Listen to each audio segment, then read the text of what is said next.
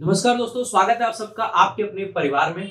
और आज की इस खास वीडियो में हम लोग डिस्कस करने वाले हैं एसएससी सीपीओ यानी कि staff selection commission central police organisation का जो आपका पेपर होता है उसका जो डॉक्यूमेंट वेरिफिकेशन है उसमें क्या क्या आपको कागज चाहिए, किस जॉब के लिए आपको क्या क्या डॉक्यूमेंट्स चाहिए होते हैं, उन सारी चीजों की बात करेंगे। साथ ही साथ में किस स्टेज पे आपको कौन से डॉक्यूमेंट्स की जरूरत पड़ेगी इसकी भी बात करेंगे। क्योंकि एसएससी सीपीओ का एग्जाम एक ऐसा एग्जाम है जहां पे डिफरेंट स्टेजेस पे अलग अलग डॉक्यूमेंट्स चाहिए, इसलिए पूरी वीडियो को ध्यान से जरूर देखना। एक एक चीज मैं आपको बताता हूँ। सबसे पहले जब इसका फॉर्म फिलअप किया जाता है तो आपको कोई भी डॉक्यूमेंट फिजिकल फॉर्म में अपलोड करने की जरूरत नहीं होती है। आपको सिर्फ और सिर्फ जो डॉक्यूमेंट्स के अंदर डाटा है, आपकी परसेंटेज वगैरह है, वो सब फिलअप करना होता है, जो वहां पे सिर्फ लिखना होता है। बाकी अपलोड आपको नहीं करना है। अपलोड करने के नाम पे सिर्फ आपका फोटो और सिग्नेचर रखते हैं जब हम फॉर्म फिलअप करते हैं। इसके बाद में आपकी जो सबसे पहली स्टेज है प्रीलिम्स का पेपर के टाइम पे जस्ट आप फोटो लेके चले जाओ, अपना आधार कार्ड लेके चले जाओ और एडमिट कार्ड लेके चले जाओ, वहां पे आपको कुछ भी जरूरत नहीं होती है। इसके बाद में जब फिजिकल आपका आता है तो एक तो फिजिकल का एडमिट कार्ड आता है, वो आपको लेके जाना चाहिए। साथ में ही आपको अपने डॉक्यूमेंट्स भी लेके जाने चाहिए और यहाँ पे मैं सजेस्ट करूंगा कि आपको डॉक्यूमेंट्स की फोटो कॉपी लेके जानी चाहिए, ना कि ओरिजिनल फॉर्म में।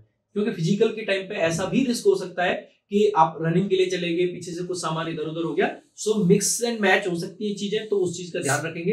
तो फोटो कॉपी लेके जाइए, ना कि ओरिजिनल फॉर्म में। साथ ही साथ में जो आपका फिजिकल होता है वहां पे बहुत ज्यादा जरूरत होती है ड्राइविंग लाइसेंस की। अगर आपने फिजिकल के टाइम पे ड्राइविंग लाइसेंस नहीं दिखाया तो वहां पर गड़बड़ हो सकती है। क्यों?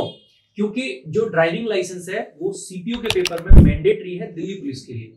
यानी कि अगर आपके पास में डीएल नहीं है, डीएल कौन सा वाला चाहिए, लर्निंग वाला नहीं चलता है, लाइट व्हीकल का चलता है, जिसको एलएमवी बोलते हैं, लाइट मोटर व्हीकल का। ठीक है, जो कि आप अपने जहां के भी रहने वाले हैं वहां से बनवा सकते हैं, आपको गाड़ी चलाना आना चाहिए। सो अगर दिल्ली पुलिस को टारगेट कर रहे हैं तो लाइसेंस होना बहुत जरूरी है। और लाइसेंस की जरूरत एक बार फिर बता दूं, फिजिकल के टाइम से ही आपको पड़ेगी, आपको डीवी तक का वेट भी नहीं करना पड़ेगा। ठीक है, सो फिजिकल के टाइम पे लाइसेंस बिल्कुल ना भूलें, बहुत इंपॉर्टेंट है। ठीक है, इसके बाद में आपका मेंस का एग्जाम होगा, वहां पे कोई आपको डॉक्यूमेंट्स की ऐसी जरूरत नहीं है। जस्ट जैसे पेपर देने जाते हैं, फोटो वगैरह लेके अपना एडमिट कार्ड, आधार कार्ड वगैरह उससे चले जाइए।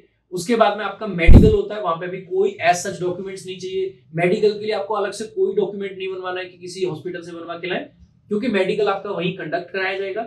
जो भी आपके पॉइंट्स होंगे, जहां जहां आपने क्लियर कराया, अगर कोई लगता है कि कहीं पर दिक्कत है तो उसके लिए वो रीमेडिकल भी दे देते हैं और आउट भी कर देते हैं।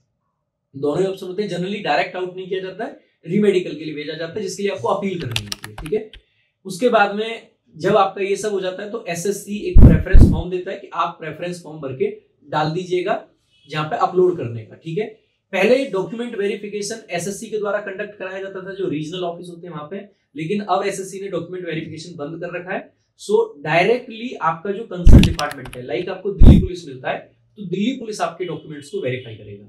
और पुलिस हो या जो बाकी के आपके जो पैरामिलिट्री है उनकी बात करें, इनमें डॉक्यूमेंट्स की वेरिफिकेशन थोड़ा अच्छे से होती है। थोड़ा सा आपको सतर्क रहने की जरूरत रहती है, यहाँ पे आप केयरलेस नहीं हो सकते हैं। तो कौन से डॉक्यूमेंट्स चाहिए एक एक करके बात करते हैं। अगेन सबसे पहले जिक्र बता दूं, लाइसेंस होना चाहिए अगर दिल्ली पुलिस को आप टारगेट कर रहे हैं। बाकी किसी और जॉब के लिए लाइसेंस की जरूरत नहीं है, यानी कि सीआईएसएफ, आईटीबीपी, सीआरपीएफ, इन सब के लिए आपको नहीं चाहिए।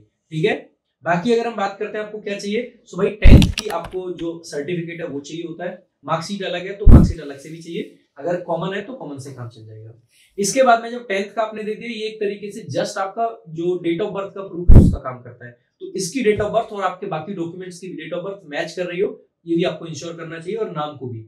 अगर किसी के डॉक्यूमेंट्स में थोड़ी सी भी दिक्कत है, मान लीजिए कई बार क्या होता है कि यहाँ पे कुमार लगा हुआ है पापा के नाम में, आपके नाम में, दूसरे डॉक्यूमेंट में नहीं लगा हुआ है, इसके लिए मैं सजेशन दूंगा कि आपको तहसील में जाके एफिडेविट बनवा लेना चाहिए अपने, जो भी वहां पे एसडीएम वगैरह बैठते हैं उनसे। सो वो एफिडेविट आपको उस टाइम पे काम आ जाएगा।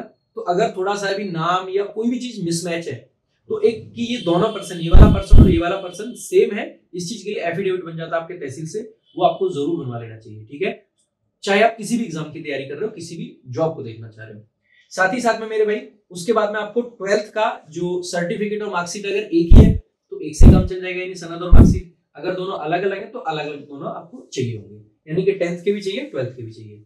इसके बाद में ग्रेजुएशन के आपको तीनों चाहिए, फर्स्ट ईयर, सेकंड ईयर और थर्ड ईयर, इन तीनों के ही आपको मार्कशीट चाहिए अलग अलग। सो ये जरूरी है, सिर्फ थर्ड ईयर वाले से काम नहीं चलता है, तीनों आपको चाहिए होते हैं। ये वैसे जनरली वो दोनों से ज्यादा मतलब नहीं रखते, फाइनल ईयर का देखते हैं, लेकिन फिर भी आपको लेके साथ चलना चाहिए, क्योंकि अपन को कतई रिस्क नहीं लेने का भाई, है ना। मेरे को इस बार रिस्क लेने का ही नहीं है, बिल्कुल रिस्क नहीं लेने का है। तो ये तीनों चाहिए। इनसे भी जो ज्यादा जरूरी रहता है ना मेरे भाई, वो रहती है आपकी डिग्री।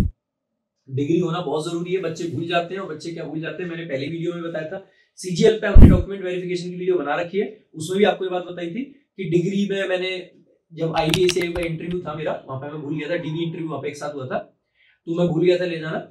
लेकिन आपको ये काम नहीं करना है, डिग्री आपके पास में पहले से प्रेजेंट होनी चाहिए, क्योंकि डिग्री मिलने में कॉलेज से कई बार टाइम लग जाता है, 10-15 दिन, कई बार 2 महीने तक लग जाते हैं। तो इसको पहले से ही ले लेना अपने कॉलेज से, ये फाइनल होने के बाद में आपको मिलती है, 2-3 महीने बाद में मिल जाती है, ठीक है। तो ये निकलवा लेना, डिग्री बहुत जरूरी है।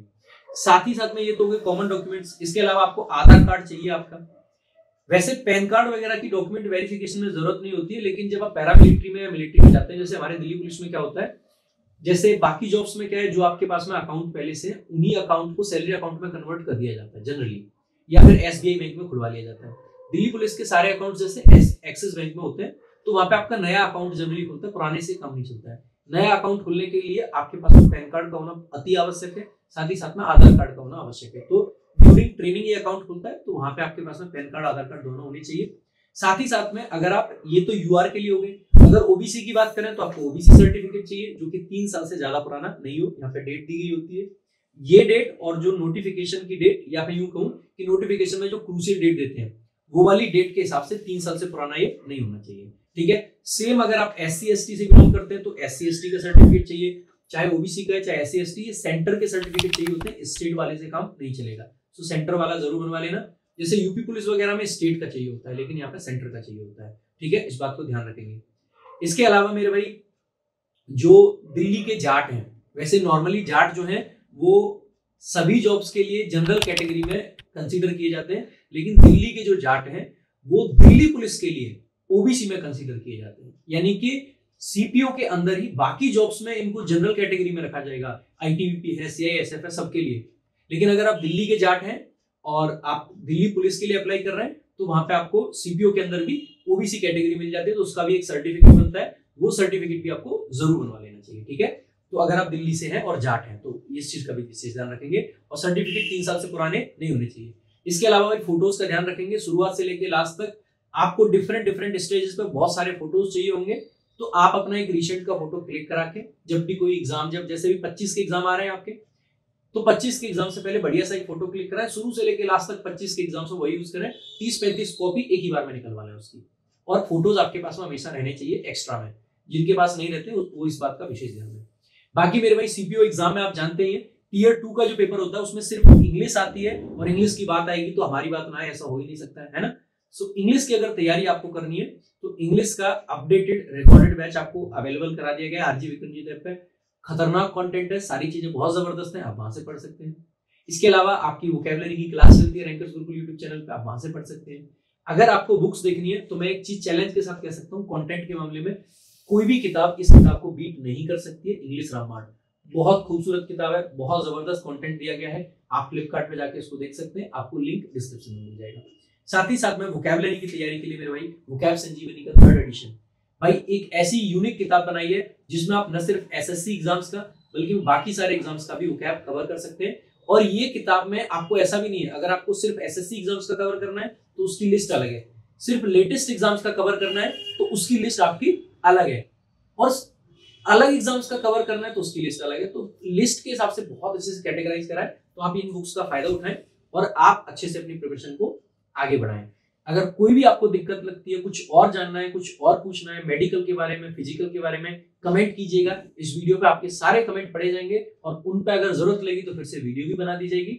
अगर कमेंट में आंसर करके काम चल जाएगा तो वो काम कर दिया जाएगा। वीडियो अच्छी लगी है तो लाइक करें, शेयर करें, चैनल को सब्सक्राइब जरूर करें, क्योंकि खतरनाक कंटेंट इस चैनल पर रुकने नहीं वाला है। सो लाइक कीजिए, शेयर कीजिए, सब्सक्राइब कीजिए, बाकी अपने दोस्तों के साथ सबके साथ शेयर जरूर कीजिए। Thank you so much. जय हिंद, जय भारत।